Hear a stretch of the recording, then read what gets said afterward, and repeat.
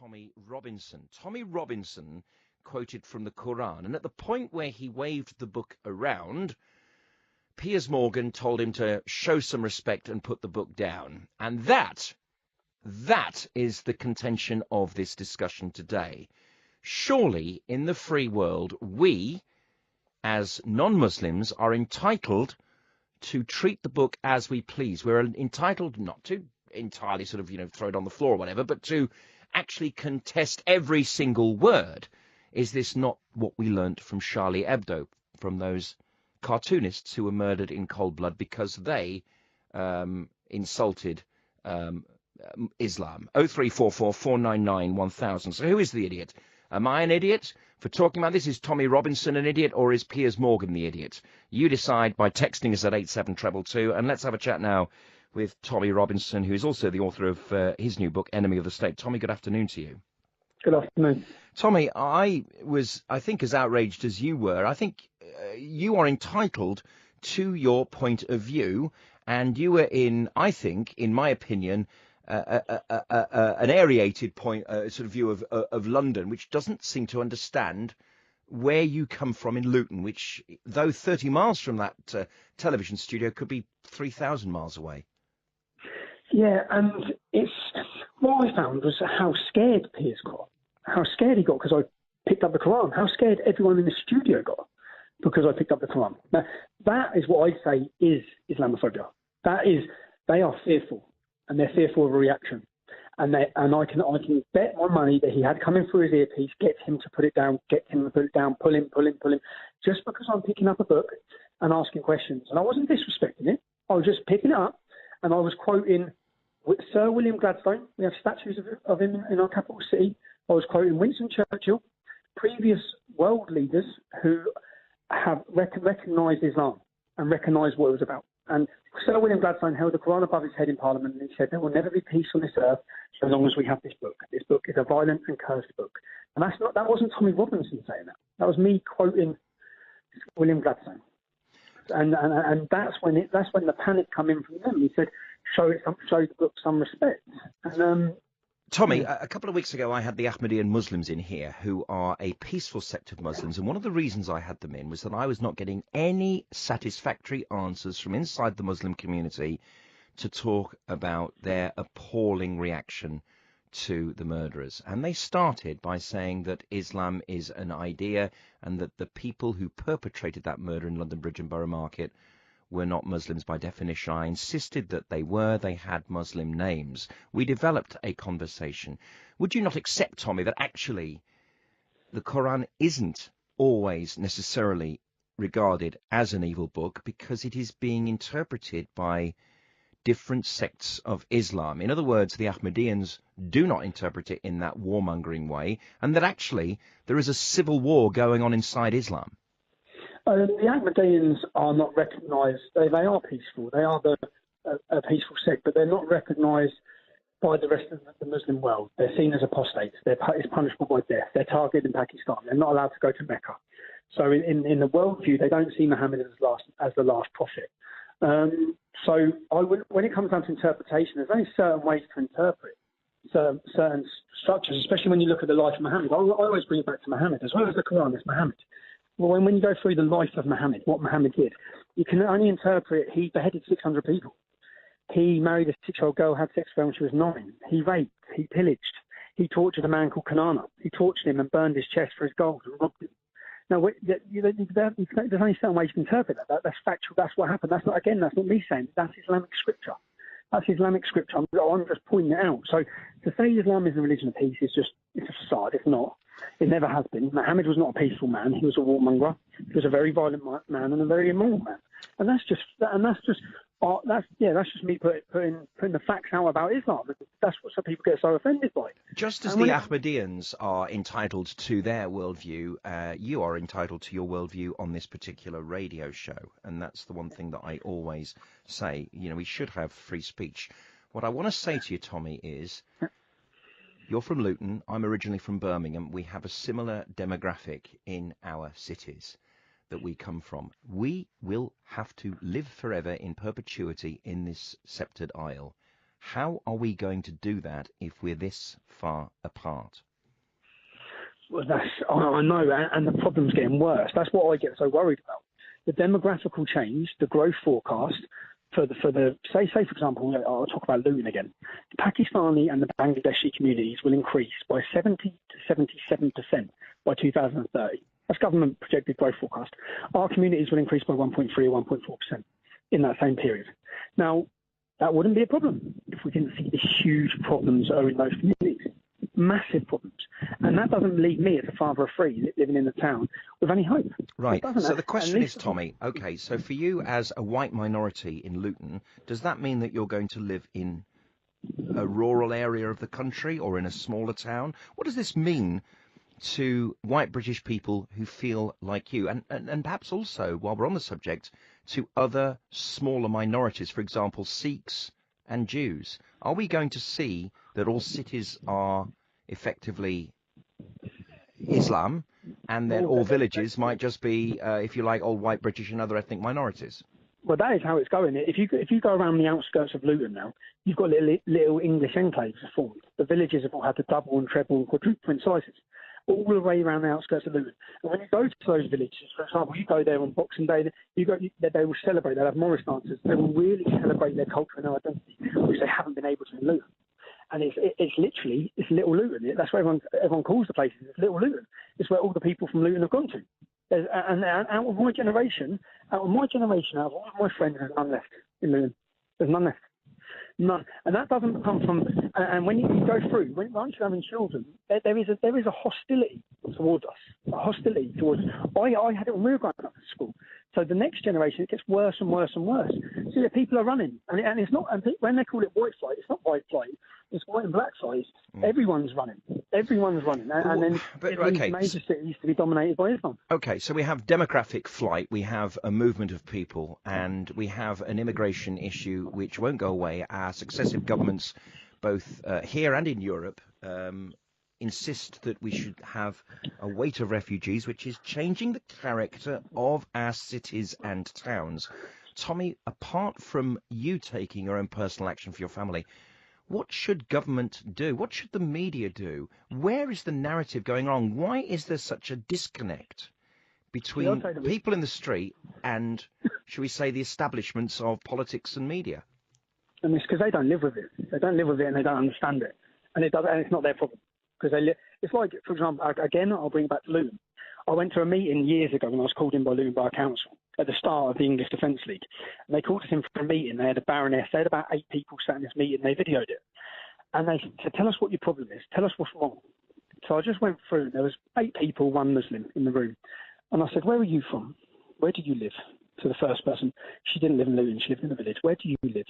Lived in Hitchin. Where do you live? Where do you live? Where do you live? What's your background? What's your background? What's your education? University, middle class? And I got to the Muslim. I said, you're from Berry Park, aren't you? You're from Luton. He said, yeah. I said, he's the only one who represents his community. I said, you 7 do not represent us and don't understand us. And you're here making decisions for us. That's the problem. That for me, that's the problem. So you don't even understand. You haven't been brought up in Luton. You don't know how what makes the town work. You don't know the problems it has, and yet you're here making the decisions. And what we should have been doing for years is I think America doing so much better is encouraging every single minority in this country to be part of it, to feel British, to feel English, to celebrate that. But we don't. We've allowed every community to section itself away. We've actually encouraged that. And sometimes it hasn't even been their fault. It's actually been our government's fault. I have American family, Tommy, right, and we were all dispersed around the world after the Second World War. I think you know what I mean. Our families went to the United States just to pursue their lives so they could live their lives. Some came to Britain. In America, there is this idea of Ellis Island. Bring us your poor and your destitute. The Statue of Liberty is that inspiration. Here in Britain, we have Victoria Coach Station. There isn't a narrative, is there? There isn't a British narrative. But Tommy, could there ever be one? What are British values? That's the question. And, you know, if we don't have recognised British values, which are backed up with a sort of religion, if you like, for example, Christianity, are we not actually, in the end, going to be defeated? Yeah, I'd say, and again, I'll just bring it back to Luton again. I'll bring it back to the young English kids in Luton. They're walking around with their heads down. They're walking around with their heads down because they don't know who they are. They don't know their identity. Every other culture in our town, we have St. Lucian Day is hugely celebrated. St. Patrick's Day is a 3-day festival. Everyone's identity is celebrated, apart from English identity. You know, it's not celebrated. All the schools sent out, this is going back years again, all the schools sent out letters to the children saying, if you bring in the emblem of St. George on St. George's Day, you'll be sent home from school. Now, the message that sends out is that we should be ashamed of who we are, ashamed of our culture. And until we instill pride back in working class communities and pride in who they are, pride in their history, pride in their culture, then you're never going to beat it. Because that's why so many people now are converted.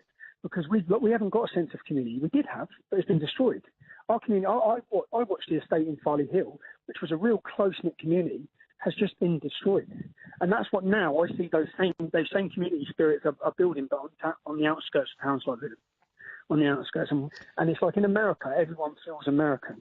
Everyone's embraced being American. And I'll say that even for Muslims. And over here, they haven't. They haven't. You get a third-generation Pakistani, heritage Pakistani, and it will still say Pakistani. Tommy, I'm reading a book at the moment by a guy called Douglas Murray, who, by the way, had to have an apology from the BBC because an Islamic human rights organisation called him a hate preacher, which is a terrible, terrible slur. The BBC acknowledged that, and they apologised in a news bulletin at the same time as the broadcast the following week. Douglas Murray's book is called The Strange Death of Europe, and if I can quote from this, I just want your comment on this.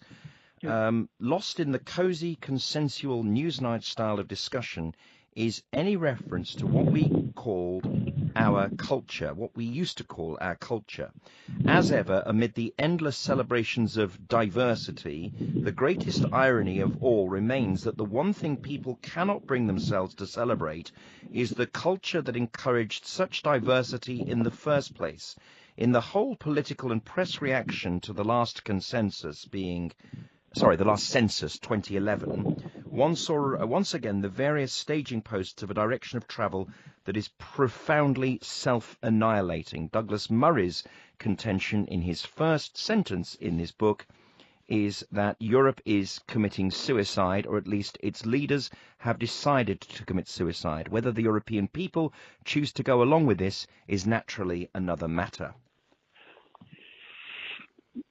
I'd agree with all of it. Across Europe, we are. When you look at the demographic push for change and you look at what's happening in every country, I said before, when I was growing up, I thought it was a Luton problem. When we formed the English Defence League, I then realised that all the problems I was experiencing were experiencing in every town in the city. And then when we started looking into Europe, through the European Defence League, when we set that up, I realised that it's happening everywhere. And then the problem's so bad that if you look at Germany, look across Europe. And it is. And for some reason, the people are supporting it. You look in Sweden, when I see interviews with Swedish people, it's like the country's committing suicide. The country's committing suicide and has no pride in its own beliefs. Can I put a utopian view, not a dystopian view? Because so far we've been pretty miserable here in this interview so far. But perhaps can I put a utopian view to you though? A view that perhaps we might reach for, because our grandchildren have got to live here, our great grandchildren. They may continue to be British. They may not intermarry with other cultures. They may continue to be white British or any other demographic which is not Muslim. So the question I'm going to ask is, the modern Greeks are not the ancient Greeks. The Romans are not the Italians. Do you see what I mean? The whole point is, the countries continue and succeed in their various different ways, for richer or for poorer, but in peace and relative tranquility, despite the problems that there have been before, despite all the marauding nations that have come in, despite all the regional wars and world wars. Tommy, they have prevailed. And even though Greece is a very different concept to the ancient Greeks, and even though the Italians speak a different language from the Romans grammatically in every way, they're not even the same genetically. Actually, there will be a Britain, but it will be a different one, and that is the way that life is. It'll be a worse one. How will it be worse? We'll have less freedom, because the more dominant Islam comes, the more dominant it becomes in our country, the less freedom. The more Islam, the less freedom, and the more problems. And if you look at that, that's just statistics. When you just look at all the problems and look at the problems we face now. Well, 5% of our country is Islamic. 5%. What do we think it's going to be like when it's 20%? That's what I just say to people. What do you think it's going to be like? Like, just look around. If we look at France is like 7 or 8%. That's why they have so many more problems. It's just a numbers game. So I think we should be doing everything we can to limit that and limit the growth of Islam and limit the growth of Sharia in Europe and in our country for the sake of our children. For the sake of our children. So I want my children to grow up in a free society, not a society that's ruled or where people are enslaved by Islam. Shall I tell you what scares me? I'll tell you what scares me. The ease by which a terror attack can be committed. All you need is to hire a car or a van, have 1 or 2 or 3 evil people with knives, get out the van and run amok, and you can choose your enemy, and the media then does the rest. So it can be a group of drinkers in London Bridge. It can be, our MPs in our House of Lords at Westminster, or indeed it can be children going to a concert in Manchester. When it attacks certain other groups of people, that is when I get very scared indeed, Tommy. It seems unstoppable. It really seems unstoppable. Well, it is unstoppable. Well, when you look that if we've got 20,000 people on the terror list, what terrifies me is that in 10 or 15 years' time, that would be 100,000. And then how can we cope? And how do you stop that? What's the solution, Tommy? How do we stop this? Well, we should be deporting out of that 20,000. I believe we should be deporting any of them that are not born here. But what about the guys who are British? What about those guys who are born here, who are the children of British people? If they've been fighting for ISIS, if they're on the terror watch list because they've been accommodated with ISIS, then I'd say intern all of them. Intern them because we are at war and we need to accept we're at war and not wait for them to attack. We've seen the last 5 of them have all been on watch lists. We've known who they all are. In fact, it's the same in every country in Europe. Every single time a terrorist does something, we know who they are. They've come, but the security services knew exactly who they were, but they just can't simply monitor them all. So that problem, I think in Belgium there's 60,000. In Belgium there's 60,000, and what terrifies me, the more I look in and the more I learn, is the link between our politicians, even our police forces, and Islamist organisations. In Manchester, Andy Burnham shares a platform with MEND. MEND are an extremist, radical Islamic organisation. And then the more you look into why this is happening, why they're sharing platforms, the leader of MEND stood in a mosque and he said that we can now sway 30 seats at an election. We can now sway 30 seats. And he actually said 1 Muslim vote is the equivalent of 10 non-Muslims because we're congregating in small areas. Now, we just had an election and Labour won 32 seats. Now, Andy Burnham, his next policy is to get rid of the Prevent scheme, I believe, which, guess what? Men are against Prevent, completely speaking out against Prevent. So it's like, who's pulling the strings? Well, the more I look into it, when I look at Finsbury Park Mosque most recently, and I started looking into seeing who's behind Finsbury Park Mosque, they've just had a great Muslim Brotherhood PR campaign. They say there's an award-winning mosque. There's an award-winning mosque. It took me 10 minutes to find hate preacher after hate preacher. They're still talking in there.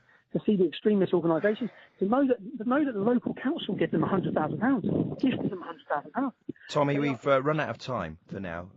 You've made your points very clearly. Powerful stuff. Thank you very much. Not to mention the Hezbollah march, the Al-Quds march. You didn't frankly have the balls to put country before party.